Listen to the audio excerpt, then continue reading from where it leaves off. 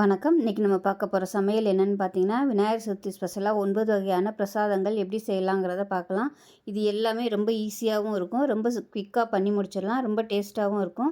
So வாங்க இந்த 9 வகையான பிரசாதங்கள் எப்படி செய்யலாங்கிறத பார்க்கலாம். இப்போ ஒரு மிக்ஸி ஜார் எடுத்துக்கலாம். ஏதாவது ஒரு கப் அளந்து எடுத்துக்கோங்க. நான் வந்து இந்த கப் எடுத்துருக்கேன். இதில் வந்து வறுத்த எள்ளு சேர்த்துக்கலாம். கடையில் வாங்கினாலும் நீங்கள் வந்து வறுத்துக்கோங்க. இப்போ அதே கப்பில் வறுத்த வேர்க்கடலை சேர்த்துக்கோங்க. பச்சை வேர்க்கடலை வேணால் வறுத்துட்டு சேர்த்துக்கோங்க. இப்போ இதை வந்து நல்லா கோர்ஸாக அரைச்சிக்கலாம். இப்போ பாருங்கள், நல்லா கோர்ஸாக அரைச்சாச்சு. இந்த மாதிரி தான் இருக்கும். இப்போ இது தனியாக இருக்கட்டும். இப்போ ஒரு பாத்திரம் வச்சுருக்கேன். இப்போ எந்த கப்பில் நம்ம எல்லாமே மெஷரிங் பண்ணோமோ அதே கப்பில் சும்மா ஒரு 1/4 கப் அளவுக்கு மட்டும் தண்ணி சேர்த்துக்கலாம். தண்ணி வந்து ரொம்ப சேர்க்க வேணாம். இப்போ அதே கப்பில் 3/4 கப்பு அளவுக்கு வெல்லம் சேர்த்துக்கலாம். சுத்தமான வெல்லமாக இருந்துச்சுன்னா இந்த ப்ராசஸ் தேவையில்லை.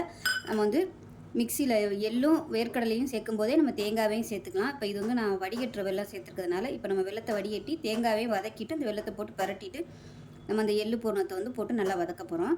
இப்போ இது கரையட்டும். இப்போ பாருங்கள், நல்லா கரைஞ்சிருச்சு. தனியாக எடுத்து வச்சிடலாம். இப்போ ஒரு கடாய் எடுத்துக்கலாம். இதில் பார்த்தீங்கன்னா மெஷரிங் கப்பில் 1/4 கப் அளவுக்கு தண்ணி சேர்த்துக்கலாம். இப்போ தண்ணி நல்லா கொதிக்கட்டும். இப்போ இந்த தண்ணியில் நல்லா ஒரு 2-3 சொட்டு அளவுக்கு தேங்காய் எண்ணெய் சேர்த்துக்கலாம். தேங்காய் எண்ணெய் இல்லை நெய் கூட நீங்கள் சேர்த்துக்கலாம். மேல் மாவுக்கு தேவையான உப்பு சேர்த்துக்கலாம். தண்ணி நல்லா சூடாயிருச்சு. நான் இன்றைக்கி வந்து கடையில் விற்கிற கொழுக்கட்டை மாவு தான் வாங்கியிருக்கேன். தண்ணி நல்லா கொதிக்க ஆரம்பிக்கவும் இதை சேர்த்துக்கலாம். மெஷரிங் கப்பில் 1 கப் அளவுக்கு சேர்த்துருக்கேன். கைவிடாமல் கிளறிக்கலாம். இந்த மாதிரி மாவு ஒன்று சேர்ந்து வரும்போது அடுப்பு நல்லா குறைச்சிக்கணும், இல்லைன்னா உங்களுக்கு அடி பிடிக்கும். இந்த சூட்லேயே எல்லா மாவையும் நல்லா உருட்டி எடுத்துக்கலாம். இப்போ பாருங்கள், மாவு நல்லா சுருண்டு வந்துருச்சு. இது அப்படியே வேறு பிளேட்டுக்கு மாற்றிக்கலாம். இப்போ ஒரு பேன் எடுத்துக்கலாம். இதில் வந்து நல்லா நெய் சேர்த்துக்கலாம்.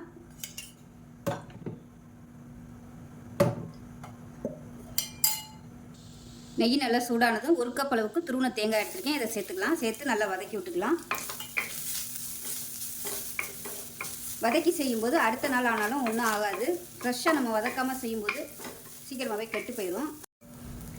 நல்லா செவந்து வர அளவுக்கு தேங்காயை வறுத்துக்கிட்டோம்னா கெட்டு போகாது. இப்போ தேங்காய் நல்லா வதக்கியாச்சு. நம்ம செஞ்சு வச்சுருக்க இந்த வெள்ளை கரைசலை இதில் சேர்த்துக்கலாம். வடிச்சிட்டு சேர்த்துக்கோங்க.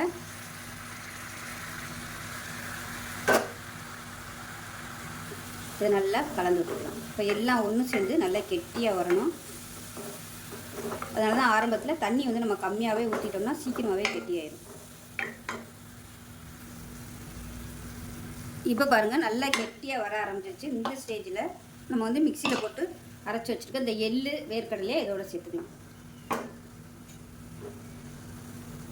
இனிப்பு வந்து உங்களோட சுவைக்கு தகுந்த மாதிரி சேர்த்துக்கோங்க. நான் வந்து கொஞ்சம் கம்மியாக தான் சேர்த்துருக்கேன் இனிப்பு. ஏன்னா வேர்க்கடலையுமே லைட்டாக ஸ்வீட்னஸ் இருக்கும்.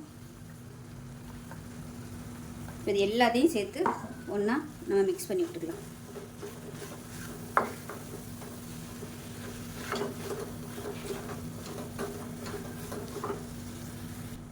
இப்போ நமக்கு எள்ளு பூரணம் ரெடி ஆயிடுச்சு. ஆறுனா நல்லா கெட்டியாக வந்துடும். இறக்கி வேறு பிளேட்டுக்கு மாற்றிக்கலாம்.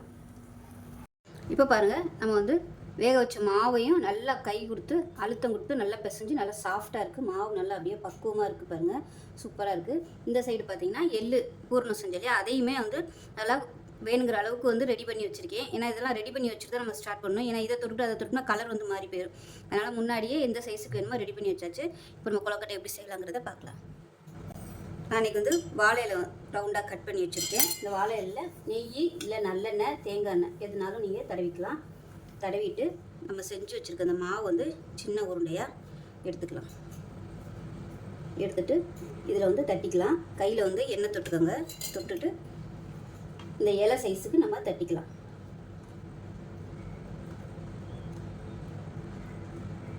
நம்ம எக்ஸஸாக இருந்துச்சுனாலும் நம்ம எடுத்துக்கலாம், ஒன்றும் பிரச்சனை இல்லை. எவ்வளோ தூரம் மெல்லிஸாக தட்ட முடியுமோ இந்த மாதிரி தட்டிட்டு நம்ம செஞ்சு வச்சுருக்க இந்த பூரணத்தை இதுக்கு நடுவில் வச்சிடலாம். வச்சுட்டு இப்போ இந்த இலையை வந்து நம்ம அப்படியே மூடிடலாம். மூடிட்டு இந்த மாதிரி ப்ரெஸ் பண்ணி விட்டுட்டு எக்ஸ்ட்ரா உள்ள மாவை எல்லாத்தையுமே நம்ம எடுத்துடலாம்.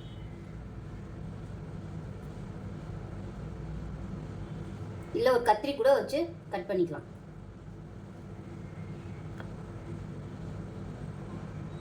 கட் பண்ணி விட்டுட்டு இந்த எட்ஜஸ் வந்து கரெக்டாக இப்படி அமுக்கி விட்டோம்னா நல்லா செட் ஆயிரும் முடியே.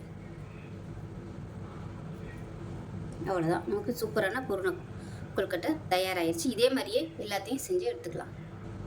இந்த மாதிரி செஞ்சு நம்ம வேக வைக்கும்போது ஒன்றோட ஒன்று வைக்கும்போது ஒட்டாது, கொழுக்கட்டையும் விரிசல் வராது, நல்லா பக்குவமாக இருக்கும். அதே சமயம் வாழை இலையில் வச்சு செய்யும்போது நல்ல வாசனையாகவும் இருக்கும்.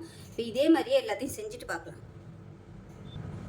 இப்போ பாருங்கள், ரெண்டாவதாக செஞ்சுருக்கேன். இப்போ எக்ஸ்ட்ரா உள்ள மாவை கத்திரி வச்சு நம்ம அப்படியே கட் பண்ணிக்கலாம். கட் பண்ணிங்கன்னா உங்களுக்கு நல்லா நீட்டாக வரும்.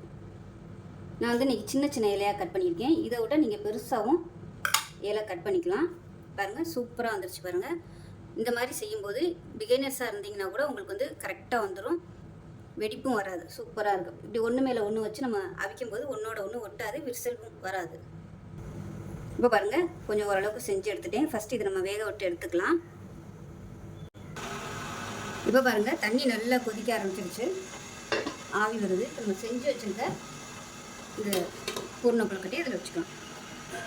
வச்சுட்டு 2லேருந்து ஒரு 3 நிமிஷம் வெந்தால் போதும். ஏற்கனவே அது வெந்த மாவு தான், அதனால். இப்போ கொழுக்கட்டை வெந்துருச்சான்னு பார்க்கலாம். நல்லா சூப்பராக வந்துருச்சு. இது வந்து உடனே எடுக்க வேணாம், கொஞ்சம் நேரம் ஆறட்டும். ஆறுனதுக்கப்புறமா எடுத்துக்கலாம். இப்போ பாருங்கள், அருமையான பூர்ண கொழுக்கட்டை ரெடி ஆயிடுச்சு. பாருங்கள், ஒன்றோட ஒன்று ஒட்டவே இல்லை, எல்லாமே சூப்பராக ரெடி ஆயிடுச்சு. நம்ம சாப்பிடையில் எடுத்துகிட்டு சாப்பிட்டுக்கலாம். இப்படியே வச்சோம்னாலும் ஈரம் படாது, ஒன்றோட ஒன்று ஒட்டாது. இன்றைக்கி சொல்லியிருக்க அந்த பூர்ணத்தோட அளவு வந்து நீங்கள் எக்ஸ்ட்ராவாக செஞ்சு வச்சுக்கிட்டிங்கன்னா நம்ம வெறும் வயலே சாப்பிட்றதுக்கு நல்லாயிருக்கும். 1 வாரம் ஆனாலும் அந்த பூர்ணம் வந்து கெட்டு போகாது. நமக்கு எப்பப்போ தேவையோ அந்த சமயத்துக்கு நம்ம கொழுக்கட்டை செஞ்சு சாப்பிட்லாம். ஸோ இதே மாதிரியே இந்த விநாயகர் சதுர்த்திக்கு செஞ்சு பாருங்கள். செஞ்சு பார்த்துட்டு எப்படி வந்துச்சுங்கிறத சொல்லுங்கள். வீடியோ பிடிச்சிச்சின்னா லைக் பண்ணுங்கள், கமெண்ட் பண்ணுங்கள், சேனலை சப்ஸ்கிரைப் பண்ணுங்கள், பக்கத்தில் உள்ள பெல் பட்டனையும் ப்ரெஸ் பண்ணுங்கள். நன்றி. வாங்க அது எப்படி செய்யலாங்கிறத பார்க்கலாம். இப்போ ஒரு பேன் எடுத்துக்கலாம். இதில் பார்த்தீங்கன்னா 1.25 கப் அளவுக்கு தண்ணி சேர்த்துக்கலாம். நான் வந்து 1 கப் அளவுக்கு மாவு எடுத்துருக்கேன், அரிசி மாவு. வீட்டில் அரைச்ச மாவு, கடையில் வாங்கின மாவு எதுனாலும் நீங்கள் யூஸ் பண்ணிக்கோங்க. இப்போ அந்த தண்ணியில் ஒரு லெமன் சைஸுக்கு வெல்லம் வந்து நம்ம அதை உதுத்து விட்டு அப்படியே சேர்த்துக்கலாம். ஏன்னா நம்ம பால் கொழுக்கட்டை செய்ய போகிறோம் இல்லையா, அந்த பால் கொழுக்கட்டை வந்து சப்புன்னு இருக்கும் எதுவுமே இல்லாமல். அதனால் நம்ம கொஞ்சம் அந்த தண்ணியில் வெல்லத்தை கரைச்சி சேர்த்துட்டோம்னா நல்லா அந்த பால் கொழுக்கட்டையும் இனிப்பாக இருக்கும். எவ்வளோ தான் நம்ம அதில் ஊற வச்சோம்னாலும் அதில் வந்து அந்தளவுக்கு சாராது. இந்த மாதிரி லைட்டாக கொஞ்சம் வெல்லம் சேர்த்து அந்த கொழுக்கட்டை செஞ்சுட்டு செய்யும்போது நல்லாயிருக்கும். இப்போ இது கரையவும் நம்ம வடிகட்டிக்கலாம். சுத்தமான ஆர்கானிக் சக்கரை வந்து ரெடிமேடாகவே கிடைக்கிது, அது கூட நீங்கள் யூஸ் பண்ணிக்கலாம். அது யூஸ் பண்ணிங்கன்னா உங்களுக்கு வடிகட்டணும்னு அவசியம் இல்லை. இது வந்து பாகு வெல்லங்கிறதுனால அதில் வந்து கல் தூசியெல்லாம் இருக்கும். அதனால் நம்ம வடிச்சிட்டு சேர்த்துக்கிறது நல்லது. வெல்லம் நல்லா கரைஞ்சிருச்சு, வடிச்சுக்கலாம். இப்போ வடித்த தண்ணி அதில் சேர்த்துக்கலாம். சேர்த்துட்டு இது கொஞ்சம் நல்லா கொதிக்க ஆரம்பிக்கட்டும். தண்ணி நல்லா கொதிக்க ஆரம்பிக்குது. இதில் ஒரு சிட்டிகை உப்பு சேர்த்துக்கலாம். சேர்த்துட்டு நம்ம எடுத்து வச்சுருக்க அந்த அரிசி மாவை அப்படியே கொஞ்சம் கொஞ்சமாக சேர்த்து கிளறி விட்டுக்கலாம். அடுப்பு வந்து நல்லா இப்போ குறைச்சி வச்சுக்கோங்க.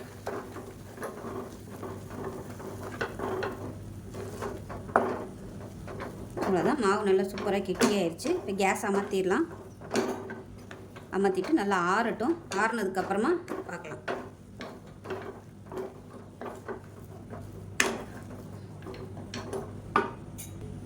இப்போ ஒரு பேன் எடுத்துக்கலாம். இதில் பார்த்தீங்கன்னா மெஷரிங் கப்பில் 1 கப் அளவுக்கு வெல்லம் எடுத்திருக்கேன்.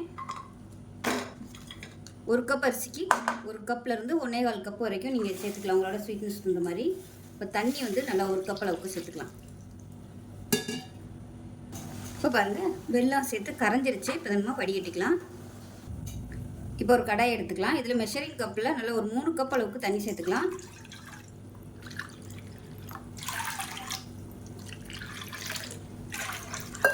தண்ணி வந்து நல்லா சூடாகட்டும். இப்போ நம்ம செஞ்சு வச்சுருந்த இந்த மாவு, கொழுக்கட்டை மாவு வந்து நல்லா சூடு ஆறிடுச்சு. இப்போ இதை வந்து கையை வச்சு நல்லா அழுத்தம் கொடுத்து அமுக்கி அமுக்கி நல்லா பிசைஞ்சு விட்டோம்னா நல்லா சாஃப்டாகிடும். பாருங்கள், நல்லா சாஃப்டாக வந்துடுச்சு. இப்போ இதை வந்து நம்ம சின்ன சின்னதாக உருட்டிக்கலாம். ரவுண்ட் ஷேப் வேணும்னாலும் ரவுண்டாக உருட்டிக்கலாம், இல்லை நீளமாக வேணும்னாலும் நல்லா நீளமாகவும் உருட்டிக்கலாம். உங்களுக்கு உருட்டுறதுக்கெலாம் டைம் இல்லை அப்படின்னு நினச்சிங்கன்னா நம்ம காரச்சேவு புளிவோம் இல்லையா, அந்த அச்சு, அதில் கூட நீங்கள் சின்ன சின்னதாக புளிஞ்சு விட்டுக்கலாம். இப்போ இது எல்லாத்தையும் உருட்டிட்டு பார்க்கலாம். இப்போ பாருங்கள், எல்லாமே உருட்டிட்டேன். தண்ணியை நல்லா கொதிக்க ஆரம்பிச்சிருச்சு. தண்ணி நல்லா தளதளன்னு கொதிக்கணும். கடைசியாக கொஞ்சோண்டு மாவு மட்டும் தனியாக எடுத்து வச்சுக்கோங்க. ஒருவேளை ரொம்ப தண்ணி ஆயிடுச்சுன்னா நம்ம அந்த மாவை கரைச்சி அதில் ஊற்றிக்கலாம். இப்போ பாருங்கள், நல்லா பபிள்ஸ் வந்துருச்சு. நம்ம உருட்டி வச்சுருக்க உருண்டை எல்லாத்தையுமே அதில் சேர்த்துக்கலாம். இது நல்லா கொதித்து மேலே எலும்பி வந்துடும். வெந்துருச்சுன்னா ஸோ அதான் நமக்கு பக்குவம் வெந்துருச்சுங்கிறதுக்கு. இப்போ பாருங்கள் அடியில் போய் உட்காந்துருச்சு. வெந்துருச்சுன்னா அதுவே அப்படியே மேலே வந்துடும். ஒரு செட்டு போட்டிருக்கேன். இப்போ இது வெந்து வரட்டும். அதுக்கப்புறமா நம்ம அடுத்த செட்டு சேர்த்துக்கலாம். போட்ட உடனே உருண்டையை கிளற வேணாம். கொஞ்சம் நேரம் ஆகட்டும். ஒரு நிமிஷம் ஆனதுக்கப்புறமா கிளறி விட்டுக்கோங்க. இப்போ இதில் ஒரு 2 சொட்டு நெய் இல்லை எண்ணெய் சேர்த்துக்கலாம். சேர்த்திங்கன்னா உங்களுக்கு உருண்டையெல்லாம் ஒன்றோட ஒன்று ஒட்டாது.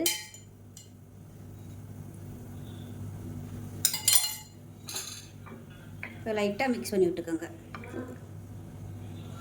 பாருங்க போட்டது எல்லாமே வெந்து மேலே மிதக்க ஆரம்பிச்சிருச்சு. இந்த ஸ்டேஜில் மிச்சம் இருக்கிற எல்லாத்தையும் போட்டுக்கலாம்.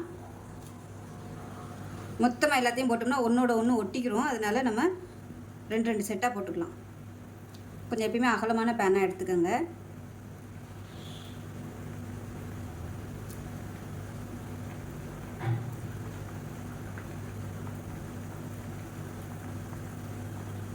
இப்போ கிளற வேணாம். இப்போ இதுவும் வெந்து வரட்டும். இப்போ 2வது செட்டு போட்டதும் நல்லா வெந்து மேலே வந்துடுச்சு. எல்லாமே நல்லா மேலே மிதக்க ஆரம்பிச்சிருச்சு. இப்போ இந்த ஸ்டேஜில் அடுப்பு நல்லா குறைச்சி வச்சுக்கோங்க. இப்போ மாவு நல்லா வெந்துருச்சு எல்லாமே. இப்போ ரொம்ப ஹை ஃப்ளேமில் வச்சோம்னா உடஞ்சி போகிறதுக்கு வாய்ப்பு இருக்குது. ஏன்னா மாவு நல்லா சாஃப்டாக இருக்கிறதுனால. அதனால் அடுப்பு நல்லா மீடியத்தில் வச்சுக்கோங்க. இப்போ அதில் பார்த்திங்கன்னா மெஷரிங் கப்பில் ஒரு 1/4 கப் அளவுக்கு பாசிப்பருப்பு நல்லா குழைவாக வேக விட்டு எடுத்து வச்சுருக்கேன். இப்போ இந்த பாசிப்பருப்பு அதில் சேர்த்துக்கலாம். சேர்த்துட்டு லேசாக மிக்ஸ் பண்ணி விட்டுக்கலாம். ரொம்ப போட்டு கிளற வேணாம். இப்போ நல்லா ஒரு கொதி வரட்டும். இப்போ பாசிப்பருப்பும் சேர்த்து லைட்டாக கொதிக்க ஆரம்பிக்குது. இந்த ஸ்டேஜில் நம்ம வெள்ளை தண்ணி சேர்த்துக்கலாம். ஏன்னா மாவு நல்லா வெந்துருச்சு. அதனால் இப்போ நம்ம வெள்ளை தண்ணி சேர்த்துக்கலாம். முதல்ல சேர்த்துட்டோம்னா மாவு வேகாது. இப்போ இது ஒரு கொதி வரட்டும். நல்லா கொதிக்க ஆரம்பிக்கவும் மூடி வச்சிடலாம். இது கெட்டியாக இருந்துச்சுன்னா கொஞ்சமாக சுடு தண்ணி சேர்த்துக்கோங்க. ரொம்ப தண்ணியாக இருந்துச்சுன்னா அரிசி மாவு கூட நீங்கள் கரைச்சி சேர்த்துக்கலாம். அப்படி இல்லைன்னா கொழுக்கட்டை மாவு ஊருட்டும் போதே கொஞ்சமாக எடுத்து வச்சுருக்கேன். இதை இப்போ நம்ம தண்ணியில் கரைச்சிக்கலாம். இப்போ இது இன்னும் கொதிக்கணும். பாசிப்பருப்பு சேர்த்துருக்கிறதுனால கொஞ்சம் திக்னஸ் வரும். அதுக்கு மேலே நம்ம இதை கரைச்சி ஊற்றும்போது கரெக்டான அளவில் வந்துடும். இப்போ பாருங்கள் எல்லாம் சேர்ந்து நல்லா கொதிக்க ஆரம்பிக்குது. இதில் ஒரு ஏலக்காயை தட்டிட்டு சேர்த்துக்கலாம். சுக்கும் சேர்த்திங்கன்னா நல்லா வாசனையாக இருக்கும். இதை நல்லா கலந்து விட்டாச்சு. கொஞ்சம் நல்லா கெட்டியாகட்டும். அடுப்பு நல்லா குறைச்சி வச்சுக்கோங்க. இப்போ இந்த அரிசி மாவு தண்ணியில் கரைச்சதை சேர்த்துக்கலாம். அதாவது கொழுக்கட்டை மாவு தனியாக எடுத்து வச்சுருந்தேன் இல்லையா, அதை தண்ணியில் கரைச்சி சேர்த்துருக்கேன். மீடியமான ஃப்ளேமில் கொதிக்கட்டும். இப்போ பாருங்கள் நல்லா ஓரளவுக்கு திக்னஸ் ஆயிடுச்சு. ஆறுச்சுன்னா நல்லா திக்காகவே ஆயிரும். இப்போ இதில் நல்லா ஒரு 1/4 கப் அளவுக்கு துருவின தேங்காய் சேர்த்துக்கலாம். நான் தேங்காய் துருவி சேர்த்துருக்கேன். நீங்கள் விருப்பப்பட்ட தேங்காய் பால் கூட சேர்த்துக்கலாம். தேங்காய் பால் சேர்க்குறதா இருந்தால் தண்ணியோட அளவுகள் கொஞ்சம் குறைச்சிக்கணும். அவ்வளோதான். இப்போ அமர்த்திடலாம். நமக்கு அருமையான செட்டிநாடு ஸ்டைலில் பால் கொழுக்கட்டை ரெடி ஆயிடுச்சு. பாசிப்பருப்பு இல்லாமையும் செய்யலாம். ஆனால் ஒரிஜினலாக பாசிப்பருப்பு சேர்த்து செய்கிறதான் செட்டிநாடு கொழுக்கட்டை. அவ்வளோதான். சூப்பராக ரெடி ஆயிடுச்சு. ஸோ இதே மாதிரியே செஞ்சு பாருங்கள். செஞ்சு பார்த்துட்டு எப்படி இருந்துச்சுங்கிறத சொல்லுங்கள். வீடியோ பிடிச்சிச்சின்னா லைக் பண்ணுங்கள், கமெண்ட் பண்ணுங்கள், சேனலை சப்ஸ்கிரைப் பண்ணுங்கள், பக்கத்தில் உள்ள பெல் பட்டனையும் ப்ரெஸ் பண்ணுங்கள். நன்றி. வீடியோவில் இப்போ ஒரு பேன் எடுத்துக்கலாம். இதில் பார்த்தீங்கன்னா மெஷரிங் கப்பில் 1.5 கப் அளவுக்கு தண்ணி சேர்த்துக்கலாம். 1.25 1.5 கப் அளவுக்கு தண்ணி சேர்த்துக்கலாம். தண்ணி நல்லா சூடாகட்டும். அந்த தண்ணியில் கொஞ்சமாக நெய் சேர்த்துக்கலாம். நெய் இல்லை நல்லெண்ணெய், தேங்காய் எண்ணெய் எதுனாலும் சேர்த்துக்கலாம். இப்போ தண்ணி நல்லா சூடாகிடுச்சு. ஒரு சிட்டிகை அளவுக்கு உப்பு சேர்த்துக்கலாம். உப்பு சேர்த்துட்டு மெஷரிங் கப்பில் 1 கப் அளவுக்கு அரிசி மாவு எடுத்திருக்கேன். இந்த அரிசி மாவு வீட்டிலே ரெடி பண்ணது. ஊற வச்சு ஈரத்தோட மிஷினில் கொடுத்து அரைச்சி அவிச்ச மாவு இது. நீங்கள் கடையில் கிடைக்கிற மாவு இருந்தாலும் யூஸ் பண்ணிக்கலாம். இப்போ இந்த மாவு இதை சேர்த்துக்கலாம். சேர்த்துட்டு நல்லா கிளறி விட்டுக்கலாம். மாவு கொட்டும்போது அடுப்பு நல்லா சிம்மில் விட்டுக்கோங்க. சிம்மில் விட்டுட்டு கிளறி விட்டுக்கலாம்.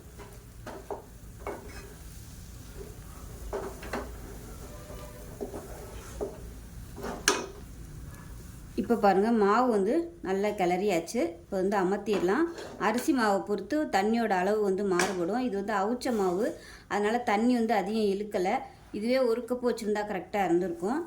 அரிசியை பொறுத்து தண்ணியோட அளவு மாறுபடும்.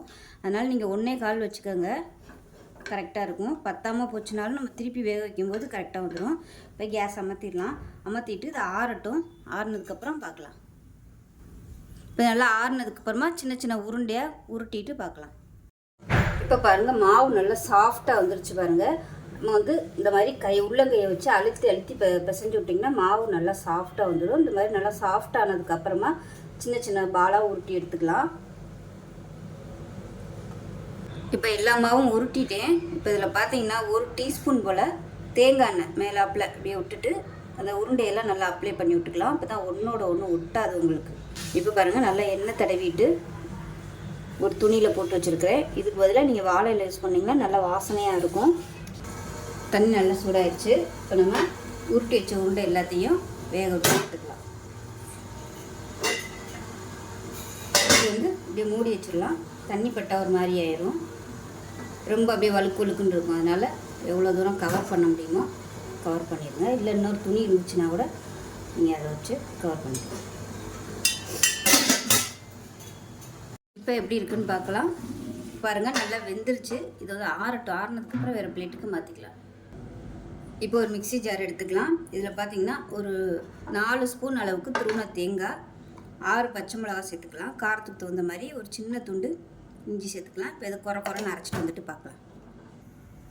இப்போ ஒரு பேன் எடுத்துக்கலாம். அதில் கொஞ்சமாக எண்ணெய் விட்டுக்கலாம். எண்ணெய் நல்லா சூடாயிடுச்சு. ஒரு டீஸ்பூன் உள்ள கடுகு சேர்த்துக்கலாம். கடுகு தாராளமாக சேர்த்துக்கோங்க. அப்போ தான் நல்லா டேஸ்ட்டாகவும் இருக்கும். அதே போல் உளுந்தும் சேர்த்துக்கலாம். இது கூடவே வரமிளகா விதை இல்லாமல் கிள்ளிட்டு சேர்த்துக்கோங்க. கருவேப்பிலை சேர்த்துக்கலாம். வரமிளகா நல்லா வாசனையாக வந்ததும் இப்போ நம்ம அரைச்சி வச்சுருக்க இந்த தேங்காய், பச்சை மிளகா, இஞ்சி இதை சேர்த்துக்கலாம். சேர்த்துட்டு நல்லா பரட்டி விட்டுக்கலாம். எண்ணெயில் நல்லா வதக்கியாச்சு. இப்போ இதில் நம்ம வேக வச்சுருக்க இந்த கொழுக்கட்டையை சேர்த்துக்கலாம். சேர்த்துட்டு நல்லா பரட்டி விட்டுக்கலாம். இப்போ இதுக்கு மேலாப்பில் உப்பு வந்து கொஞ்சமாக சேர்த்துக்கோங்க. அதே போல் பெருங்காயமும் மேலாப்பில் தூவி விட்டுக்கலாம். அவ்வளோதான். நல்லா பரட்டி விட்டோம்னா சூப்பரான அம்மணி கொழுக்கட்டை ரெடி ஆயிடுச்சு. டேஸ்ட் நல்லா அட்டகாசமாக இருக்கும். அருமையாக ரெடி ஆயிடுச்சு. பாருங்கள் நல்லா சாஃப்டாக இருக்கும். பாருங்க எந்த அளவுக்கு சாஃப்டாக இருக்குன்னு.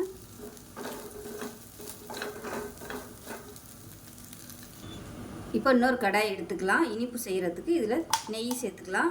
நெய் வந்து தேவையான அளவுக்கு சேர்த்துக்கோங்க. இப்போ நெய் நல்லா சூடு ஏறிடுச்சு. இதில் வந்து நல்லா ஒரு புளிக்கரண்டி அளவுக்கு தேங்காய் பூ சேர்த்துக்கலாம். தேங்காய் வந்து உங்களோட விருப்பம் தான். தேங்காய் சேர்த்துட்டு லேசாக வதக்கி விட்டுக்கலாம்.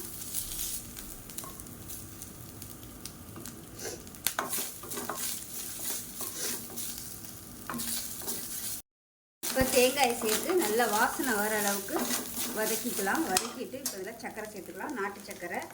இது சுத்தமான ஆர்கானிக் சர்க்கரை. அதனால் நான் வந்து அப்படியே சேர்த்துக்கிறேன். உங்களோட இனிப்புக்கு தகுந்த மாதிரி சேர்த்துக்கோங்க. நான் வந்து ஒரு 2 டேபிள் ஸ்பூன் அளவுக்கு சேர்த்துருக்கேன். இதையும் சேர்த்து லேசாக பரட்டிக்கலாம். இப்போ இதில் கொஞ்சமாக தண்ணி சேர்த்துக்கலாம். இன்னும் ஒரு 3 டேபிள் ஸ்பூன் அளவுக்கு மட்டும் தண்ணி சேர்த்துக்கலாம். நம்ம அந்த கொழுக்கட்டையை வந்து இதில் நம்ம போட்டு பரட்ட போகிறோம். அதுக்காக தண்ணி ரொம்ப ஊற்றிட வேணும். இப்போ இதில் ஒரு சிட்டிகை அளவுக்கு ஏலக்காய் தூள் சேர்த்துக்கலாம். அதேமாதிரி ஒரு சிட்டிகை அளவுக்கு சுக்குத்தூளும் சேர்த்துக்கலாம். இந்த ஒரு சிட்டிகை அளவுக்கு அதே போல் லைட்டாக உப்பு சேர்த்துக்கலாம். இப்போ கொஞ்சம் ஹை ஃப்ளேமில் வச்சுட்டு கொதிக்கட்டும். இப்போ பாருங்கள் நல்லா கொஞ்சம் கெட்டி பதம் வந்துருச்சு. இந்த ஸ்டேஜில் நம்ம வேக வச்சு வச்சுருக்க இந்த கொழுக்கட்டையில் இதில் சேர்த்துட்டு நல்லா பரட்டி விட்டுக்கலாம். சூப்பரான இனிப்பு கொழுக்கட்டை ரெடி ஆயிடுச்சு. நல்லாயிருக்கும். அந்த தேங்காய் இனிப்போடு சாப்பிட்றதுக்கு நேரம் ஆக அந்த இனிப்பு ஃபுல்லாக அந்த கொழுக்கட்டை நல்லா இழுத்துக்குறோம். இனிப்பு கொழுக்கட்டை செய்கிறத விட இந்த மாதிரி செய்கிறது ரொம்ப ஈஸியாகவும் இருக்கும். அதை விட நல்லா இது டேஸ்ட்டாகவும் இருக்கும். அவ்வளோதான். அருமையான இனிப்பு கொழுக்கட்டை ரெடி ஆயிடுச்சு.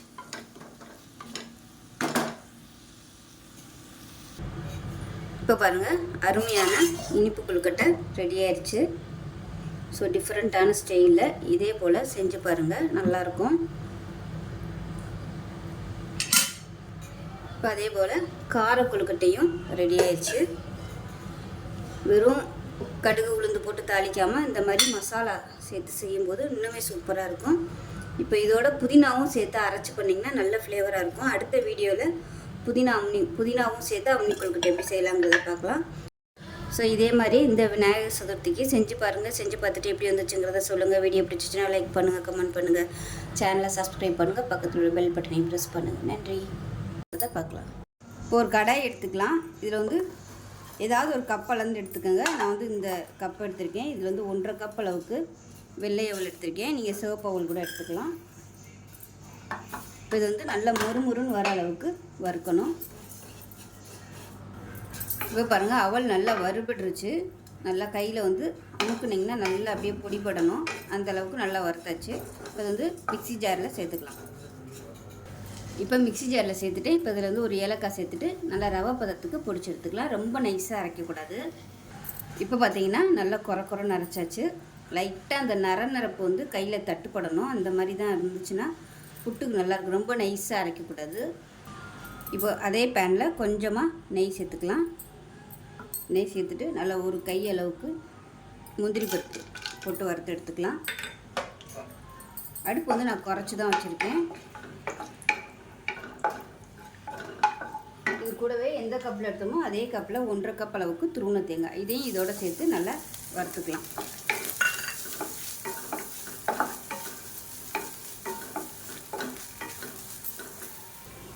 இப்போ இது நல்லா வதங்கிடுச்சு. இதை தனியாக எடுத்து வச்சிடலாம். ஒரு கடாய் எடுத்துக்கலாம். அதாவது ஒரு சாஸ் பேன் எடுத்துக்கலாம். இதில் 1/2 கப் அளவுக்கு வெல்லம் சேர்த்துக்கலாம். கொஞ்சமாக தண்ணி சேர்த்துக்கலாம். அதில் தண்ணி ரொம்ப ஊற்றிட வேணாம், ஜஸ்ட்டு கரைஞ்சால் மட்டும் போதும். கரைஞ்சிருச்சு.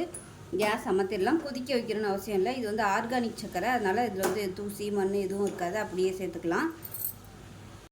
இப்போ ஒரு பவுல் எடுத்துக்கலாம். இப்போ நம்ம வறுத்து வச்சுருந்த தேங்காய் முந்திரி பருப்பு ஒரு பவுலில் சேர்த்துக்கலாம்.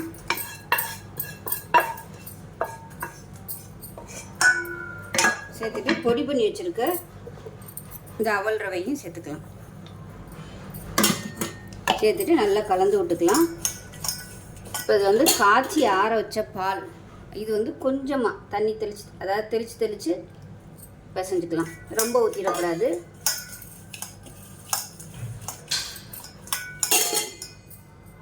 ஒரு 2 டேபிள் ஸ்பூன் அளவு தான் நான் பால் தெளிச்சிருக்கேன். ரொம்பவும் ஊற்றிட்டோம்னா சதன்னு ஆயிரும். இப்போ இதில் நம்ம வெல்லம் சூடு பண்ணி வச்சுருக்கோம் இல்லையா, அதை சேர்த்துக்கலாம். சேர்த்துட்டு நல்லா மறுபடியும் கலந்து விட்டுக்கலாம். நல்லா ஆற விட்டுட்டு எல்லாத்தையும் யூஸ் பண்ணிக்கோங்க. பிசையில் கொஞ்சம் இலக்கமாக இருக்கும். ஒரு 5 நிமிஷம் நம்ம அப்படியே ஊற விட்டுட்டோம்னா நல்லா உதிரியாக வந்துடும். அந்த ஈரத்தை ஃபுல்லாக அந்த அவல் நல்லா இழுத்துக்கிறோம். ஸோ அவ்வளோதான், நல்லா பிசைஞ்சாச்சு. இது அப்படியே ஒரு 5 நிமிஷம் ஊறட்டும். இப்போ பாருங்கள், நல்லா ஒரு 10 நிமிஷம் ஆயிடுச்சு. நல்லா ஊறிடுச்சு. நல்லா சூப்பராக உதிரியாக வந்துருச்சு பாருங்கள். அவ்வளோதான், அருமையான அவல் புட்டு ரெடி ஆயிடுச்சு. இதில் நான் இன்றைக்கி வெள்ளை அவல் சேர்த்துருக்கேன். உங்களுக்கு விருப்பம் இருந்தால் நீங்கள் எந்த விதமான அவல் வேணும் சேர்த்துக்கலாம். சிவப்பு அவல், பாரம்பரிய அவல், இந்த மாதிரி எது இருந்துச்சுனாலும் நீங்கள் சேர்த்துக்கலாம். நல்லா அருமையாக இருக்கும். ஈவினிங் டைம் கொடுக்குறதுக்கு பிள்ளைகளுக்கு ஸ்நாக்ஸாக கொடுங்க. நாளைக்கு கிருஷ்ண ஜெயந்திக்கு இது போல் ஈஸியாக சிம்பிளாக ஒரு 10 நிமிஷத்தில் செஞ்சிடலாம் பிரசாதம். செஞ்சு பாருங்கள். செஞ்சு பார்த்துட்டு எப்படி வந்துச்சுங்கிறத சொல்லுங்கள். வீடியோ பிடிச்சிச்சுன்னா லைக் பண்ணுங்கள், கமெண்ட் பண்ணுங்கள், சேனலை சப்ஸ்கிரைப் பண்ணுங்கள், பக்கத்தில் உள்ள பெல் பட்டனையும் ப்ரெஸ் பண்ணுங்கள். நன்றி. இப்படி கொழுக்கட்டை எப்படி செய்யலாங்கிறத பார்க்கலாம். இப்போ ஒரு பேன் எடுத்துக்கலாம். இதில் பார்த்தீங்கன்னா 2 டேபிள் ஸ்பூன் அளவுக்கு எள்ளு சேர்த்துக்கலாம். கருப்பு எள்ளு இல்லை வெள்ளை எள்ளு எதுனாலும் சேர்த்துக்கலாம். இப்போ இது நல்லா வறுத்துக்கலாம். நம்ம படபடன்னு பொரியணும், அந்தளவுக்கு வறுத்துக்கலாம். இப்போ பாருங்கள், எள்ளு நல்லா வெடிக்க ஆரம்பிக்குது. வேறு பிளேட்டுக்கு மாற்றிக்கலாம். இப்போ அதே பேனில் நல்லா ஒரு 3 டீஸ்பூன் போல் நெய் சேர்த்துக்கலாம். உங்களோட விருப்பம் தான், எவ்வளோ நாளும் நெய் சேர்த்துக்கலாம்.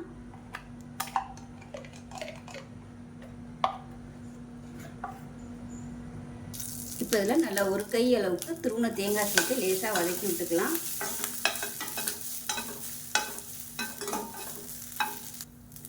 இப்போ பாருங்கள், தேங்காய் வந்து நெய்யில் நல்லா செவக்க வதக்கியாச்சு. இப்போ இந்த ஸ்டேஜில் நம்ம தண்ணி சேர்த்துக்கலாம். நான் வந்து இந்த கப்பில் 1 கப் அளவுக்கு மாவு எடுத்திருக்கேன், அரிசி மாவு. அதனால் 1.25 கப்பு அளவுக்கு தண்ணி சேர்த்துக்கலாம். தண்ணி ரொம்ப ஊற்ற வேணாம், ஏன்னா நம்ம சர்க்கரை வேறு சேர்க்க போகிறோம். அப்போ அதுவும் தண்ணி விட்டு வரும். இப்போ இதில் பார்த்தீங்கன்னா சர்க்கரை வந்து நான் ஒரு 1/2 கப் அளவுக்கு சேர்த்துருக்கேன். நான் வந்து கம்மியாக தான் சேர்த்துருக்கேன். நீங்கள் வந்து 3/4 கப் அளவுக்கு சேர்க்குறனாலும் சேர்த்துக்கலாம், இல்லை 1 கப் அளவு சேர்க்குறனாலும் சேர்த்துக்கலாம், உங்களோட விருப்பம்தான். இப்போ இது கூடவே நல்லா ஒரு 2 டேபிள் ஸ்பூன் அளவுக்கு பாசிப்பருப்பு ஊற வச்சு வச்சுருக்கேன். இப்போ அதையும் சேர்த்துக்கலாம். அதையும் சேர்த்துட்டு நல்லா கொதிக்க விட்டுக்கலாம். நல்லா ஒரு 15 நிமிஷமாக நல்லா ஊறிடுச்சு. இப்போ தண்ணி நல்லா கொதிக்குது. இப்போ இதில் ஏலக்காயும் சுக்குத்தூளும் சேர்த்துக்கலாம். அதோட ஒரு சிட்டிகை உப்பும் சேர்த்துக்கலாம். இப்போ பாருங்கள், மெஷரிங் கப்பில் 1 கப் அளவுக்கு அரிசி மாவு எடுத்துருக்கேன். இது வந்து வீட்டில் வந்து ரெடி பண்ணது, கடையில் வாங்கின அரிசி மாவும் நீங்கள் யூஸ் பண்ணிக்கலாம். இப்போ இதை சேர்த்துக்கலாம். இது வந்து அவுச்ச மாவுங்கிறதுனால வறுக்க தேவையில்லை. நீங்கள் கடையில் வாங்கின மாவாக இருந்துச்சுன்னா வறுத்துக்கோங்க. இப்போ இது வந்து நல்லா கிளறி விட்டுக்கலாம்.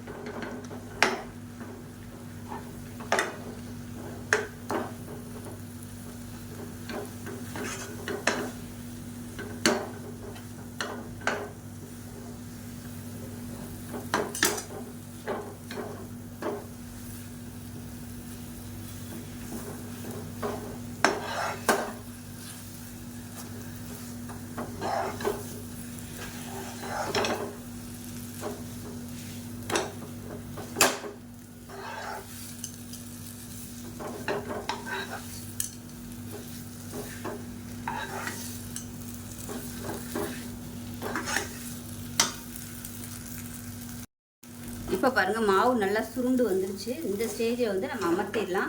அமர்த்திட்டு இதை வேறு பிளேட்டுக்கு மாற்றிக்கலாம். பாருங்கள், மாவு வந்து நல்லா கை பொறுக்கிற அளவு சூடு வந்துருச்சு. இப்போ இதை வந்து நல்லா பிசைஞ்சு விட்டுக்கலாம். இந்த மாதிரி நல்லா மடித்து விட்டு பிசைஞ்சுக்கோங்க. இப்போ இதில் நம்ம வறுத்து வச்சுருந்த இந்த எள்ளையும் சேர்த்துக்கலாம். சேர்த்துட்டு நல்லா பிசைஞ்சு விட்டுக்கலாம். நல்லா சாஃப்டாக வர அளவுக்கு பிசைஞ்சுக்கலாம்.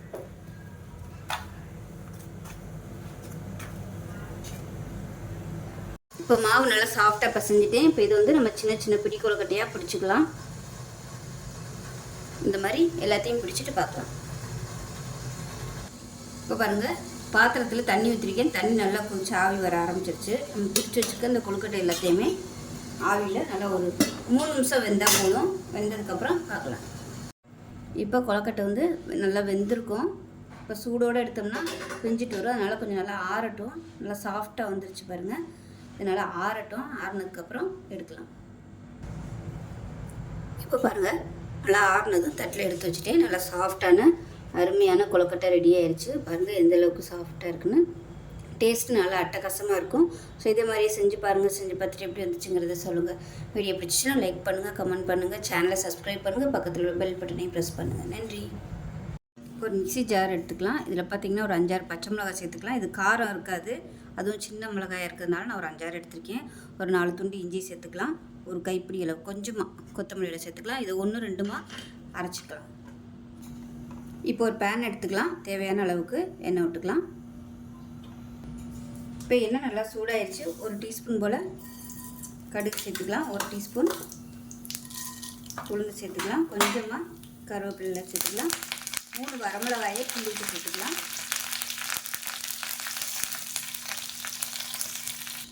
இப்போ இதில் நம்ம அரைச்சி வச்சுருக்க பச்சை மிளகாய், இஞ்சி, கொத்தமல்லியை சேர்த்துக்கலாம். இதையும் சேர்த்து நல்லா வதக்கி வச்சுக்கலாம். இப்போ இதில் கொஞ்சமாக சாம்பார் தூள் சேர்த்துக்கலாம். சாம்பார் தூள் இல்லை குழம்பு தூள் வந்து சேர்த்துக்கோங்க. நான் வந்து ஒரு 1/2 டேபிள் ஸ்பூன் அளவுக்கு சேர்த்துருக்கேன். இதை லேசாக எண்ணெயில் வதக்கி விட்டுக்கலாம். இதில் கொஞ்சமாக பெருங்காயத்தூள் சேர்த்துக்கலாம். சேர்த்து கலந்து விட்டுட்டு 1 கப் அளவுக்கு, மெஷரிங் கப்பில் 1 கப் அளவுக்கு கொண்டக்கடலை நல்லா வேக விட்டு எடுத்து வச்சுருக்கேன். நல்லா ஒரு 5 மணி நேரம் ஊற வச்சு குக்கரில் போட்டு நல்லா சாஃப்டாக வெந்துருச்சு பாருங்கள். இந்த அளவுக்கு வேக விட்டு எடுத்து வச்சுருக்கேன். இதை சேர்த்துக்கலாம். இதையும் சேர்த்து நல்லா ஒரு பரட்டிக்கலாம். இப்போ பாருங்கள், நல்லா கலந்து விட்டாச்சு. உப்பு பத்தலைன்னா மேலாப்பில் உப்பு சேர்த்துக்கோங்க. நான் கொண்டக்கடலை வேக வைக்கல உப்பு சேர்த்துருக்கேன். இப்போ இதில் தேவையான அளவுக்கு தேங்காய் பூ சேர்த்துக்கலாம். நான் வந்து நல்லா ஒரு 3 ஸ்பூன் அளவுக்கு தேங்காய் பூ சேர்த்துட்டேன். அவ்வளோதான். இதையும் சேர்த்து நல்லா பரட்டி விட்டோம்னா அருமையான மசாலா சுண்டல் ரெடி ஆகிடுச்சு. வெறும் சுண்டலாக பண்ணுறதுக்கு இது மாதிரி பண்ணோம்னா நல்ல டேஸ்ட்டாகவும் இருக்கும், வித்தியாசமாகவும் இருக்கும். விநாயகர் சதுர்த்திக்கு இது மாதிரி செஞ்சு பாருங்கள். நார்மலாக பண்ணும்போது இதோட பூண்டு சேர்த்திங்கன்னா இன்னும் நல்லா ஃப்ளேவராக இருக்கும். ஸோ சாமிக்கு கீழே பூண்டு சேர்க்க வேணாம். அவ்வளோதான், சூப்பராக ரெடி ஆகிடுச்சு. செஞ்சு பாருங்கள். செஞ்சு பார்த்துட்டு எப்படி இருந்துச்சுங்கிறத சொல்லுங்கள். வீடியோ பிடிச்சிச்சின்னா லைக் பண்ணுங்கள், கமெண்ட் பண்ணுங்கள், சேனலை சப்ஸ்கிரைப் பண்ணுங்கள், பக்கத்தில் உள்ள பெல் பட்டனை ப்ரெஸ் பண்ணுங்கள். நன்றி. பார்க்கலாம். பார்த்திங்கன்னா 1 கப் அளவுக்கு அவல் எடுத்திருக்கேன். ஸோ நான் வந்து இன்றைக்கி வெள்ளை அவல் எடுத்திருக்கேன். நீங்கள் சிவப்பு அவல் கூட நீங்கள் யூஸ் பண்ணிக்கலாம், இன்னும் நல்லா ஹெல்த்தியாக இருக்கும். இப்போ வந்து நல்லா மொறுன்னு வறுத்துக்கலாம். நான் வந்து இன்றைக்கி இந்த கப்பில் தான் எல்லாமே அளந்துருக்கேன். இதே கப்பில் எல்லாத்தையும் அளந்துக்குங்க. இப்போ பாருங்கள், அவல் நல்லா வறுபட்டுருச்சு. இது வந்து மிக்ஸி ஜாரில் சேர்த்து நல்லா நைஸாக பிடிச்சிட்டு பார்க்கலாம். இதில் பார்த்தீங்கன்னா ஒரு 2 டீஸ்பூன் அளவுக்கு எண்ணெயும் நெய்யும் கலந்து வச்சுருக்கேன். இப்போ அதை சேர்த்துக்கலாம். இப்போ எண்ணெய் சூடாகவும் முந்திரி பருப்பும் கிஸ்மிஸ் பழமும் வறுத்து எடுத்துக்கலாம். இப்போ பாருங்கள், கிஸ்மிஸ் பழம் நல்லா பலூன் மாதிரி உப்ப ஆரம்பிச்சிருச்சு. இது வந்து வேறு பிளேட்டுக்கு மாற்றிக்கலாம். இப்போ இதில் 1/4 கப் அளவுக்கு ரவை சேர்த்துக்கலாம். கொஞ்சமாக, இது வந்து ஒரு 1 டேபிள் ஸ்பூன் அளவுக்கு இருக்கும். இதை வந்து லைட்டாக வறுத்து விட்டுக்கலாம். இப்போ ரவை நல்லா வறுபட்டுருச்சு. இந்த ஸ்டேஜில் நம்ம பொடிச்சு வச்சுருக்க இந்த அவலையும் சேர்த்து ஒரு பரட்டி விட்டுக்கலாம். இப்போ இந்த ரவையை சேர்த்து நல்லா ஒரு பரட்டி விட்டுட்டு பக்கத்தில் வந்து தண்ணி நல்லா கொதிக்க வச்சுருக்கேன். இப்போ அந்த தண்ணியை வந்து ஊற்றிக்கலாம். 1 கப்புக்கு நான் வந்து 3.5 கப்பு தண்ணி எடுத்துருக்கேன். இப்போ அந்த தண்ணியை வந்து அப்படியே அதில் சேர்த்துக்கலாம்.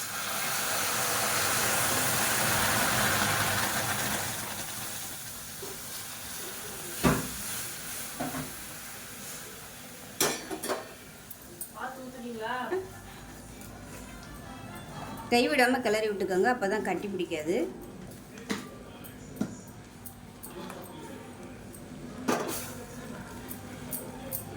இப்போ இதில் நம்ம எடுத்த கப்பில் ஒரு 1/4 கப் அளவுக்கு பால் சேர்த்துக்கலாம். இதையும் சேர்த்து நல்லா கிளறிக்கலாம். இப்போ இதில் ஒரு சிட்டிகை அளவுக்கு லெமன் எல்லோ கலர் வந்து சேர்த்துக்கலாம். சேர்த்து நல்லா கலந்து விட்டுக்கலாம். இப்போ பாருங்கள், நல்லா வெந்துருச்சு. இந்த ஸ்டேஜில் எந்த கப்பில் எடுத்தோமோ அதே கப்பில் 1 கப் அளவுக்கு ஜீனி சேர்த்துக்கலாம். உங்களுக்கு கம்மியாக வேணும்னா இன்னும் 3/4 கப்பு கூட நீங்கள் சேர்த்துக்கோங்க. அடுப்பு வந்து குறைச்சி இருக்கட்டும்.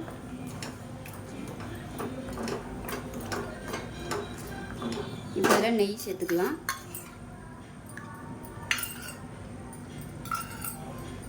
கால் கப் அளவுக்கு நெய் சேர்த்துக்கலாம்.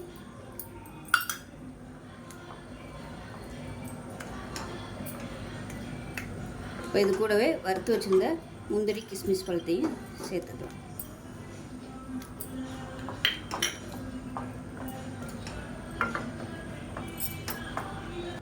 இப்போ பாருங்கள், நமக்கு அருமையான அவல் கேசரி ரெடி ஆயிடுச்சு. ஸோ இந்த ஸ்டேஜில் இருக்கையிலே அமர்த்திடுங்க. ஆறுச்சுன்னா நல்லா கெட்டியாக வந்துடும். ரொம்ப ஈஸியாக பண்ணக்கூடிய அவல் கேசரி ரெடி ஆயிடுச்சு. ஸோ இதே மாதிரியே செஞ்சு பாருங்கள். செஞ்சு பார்த்துட்டு எப்படி வந்துச்சுங்கிறத சொல்லுங்கள். வீடியோ பிடிச்சிச்சுன்னா லைக் பண்ணுங்கள், கமெண்ட் பண்ணுங்கள், சேனலை சப்ஸ்கிரைப் பண்ணுங்கள், பக்கத்தில் உள்ள பெல் பட்டனையும் ப்ரெஸ் பண்ணுங்கள். நன்றி. இப்போ ஒரு குக்கர் எடுத்துக்கலாம். இதில் மெஷரிங் கப்பில் ஒரு 1/2 கப் அளவுக்கு பாசிப்பருப்பு சேர்த்து நல்லா வறுத்துக்கலாம். பாசிப்பருப்பு லேசாக அப்படி செவந்து வரணும், அந்த அளவுக்கு வறுத்துக்கலாம். பாசிப்பருப்பு நல்லா செவந்து வந்துருச்சு. வேறு பிளேட்டுக்கு மாற்றிக்கலாம். இப்போ இதை நம்ம நல்லா கழுவிட்டு வந்துடலாம். இப்போ பாருங்கள், நல்லா கழுவிட்டு தண்ணி ஊற்றி வச்சுருக்கேன். நல்லா ஒரு 2 கப் அளவுக்கு தண்ணி ஊற்றிருக்கேன். 1/4 கப் அளவுக்கு மாவு ஜவ்வரிசி சேர்த்துக்கலாம். இதையும் சேர்த்துட்டு குக்கரை மூடி வச்சிடலாம். குக்கரை மூடி வச்சுட்டு நல்லா ஒரு 4-5 விசில் விட்டுட்டு ஸ்டீம் போனதுக்கப்புறம் பார்க்கலாம். 20 விசில் விட்டு எப்படி இருக்குன்னு பார்க்கலாம்.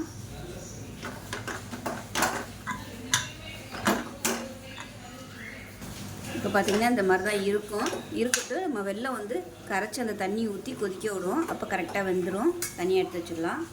இப்போ ஒரு சாஸ்பேன் எடுத்துக்கலாம். இதில் வந்து எந்த கப்பில் நம்ம பாசிப்பருப்பு எடுத்தோமோ அதே கப்பில் 1 கப் அளவுக்கு வெல்லம் சேர்த்துக்கலாம். இப்போ இதில் மெஷரிங் கப்பில் 1 கப் அளவுக்கு தண்ணி சேர்த்துக்கலாம். அடுப்பு நல்லா மீடியத்தில் வச்சுட்டு தண்ணி நல்லா கொதிக்கட்டும், வெல்லமும் கரையட்டும். இப்போ பாருங்கள், நம்ம போட்ட வெல்லம் எல்லாமே நல்லா கரைஞ்சிருச்சு, தண்ணி கொதிக்க ஆரம்பிச்சிருச்சு. இப்போ இதை எடுத்து நம்ம அதில் ஊற்றிக்கலாம். இப்போ இதை வடிகட்டிட்டு அப்படியே இதில் சேர்த்துக்கலாம்.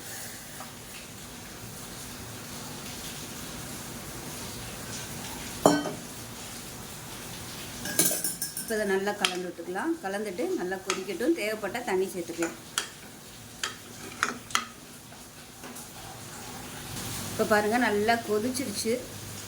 இப்போ அதே சமயம் 1/4 கப் அளவுக்கு துருவின தேங்காய் சேர்த்துக்கலாம். இது வந்து இன்ஸ்டண்ட்டாக பண்ணுறதுங்கிறதுனால அப்படியே நான் தேங்காய் சேர்த்துருக்கேன். நீங்கள் விருப்பப்பட்டால் தேங்காய் பால் கூட சேர்த்துக்கலாம் எடுத்து. இப்போ இது ஒருவேளை உங்களுக்கு ரொம்ப கெட்டியாக இருக்க மாதிரி தோணுச்சுன்னா தண்ணி சுடுதண்ணியாக சேர்த்துக்கோங்க தேவையான அளவுக்கு. இப்போ இதில் ஏலக்காயும் சுக்குப்பொடியும் கொஞ்சமாக சேர்த்துக்கலாம். இப்போ பாருங்கள் நல்லா கொதிச்சிருச்சு. அந்த தேங்காயோட எசன்ஸ் எல்லாமே நல்லா இறங்கியிருக்கும். இப்போ நெய்யில் முந்திரி பருப்பு கிஸ்மிஸ் பழம் தாளிச்சதை அப்படியே சேர்த்துக்கலாம். அவ்வளோதான், கேஸ் அமர்த்திடலாம். அருமையான உடனடி பாசிப்பருப்பு பாயாசம் ரெடி ஆயிடுச்சு. ஆடி 18க்கு வரலட்சுமி நோம்புக்குலாம் இது மாதிரி டக்குன்னு செய்கிறதுக்கு ரொம்ப ஈஸியாக இருக்கும். செஞ்சு பாருங்கள். செஞ்சு பார்த்துட்டு எப்படி இருந்துச்சுங்கிறத சொல்லுங்கள். வீடியோ பிடிச்சிச்சுன்னா லைக் பண்ணுங்கள், கமெண்ட் பண்ணுங்கள், சேனலை சப்ஸ்கிரைப் பண்ணுங்கள், பக்கத்தில் உள்ள பெல் பட்டனையும் ப்ரெஸ் பண்ணுங்கள். நன்றி.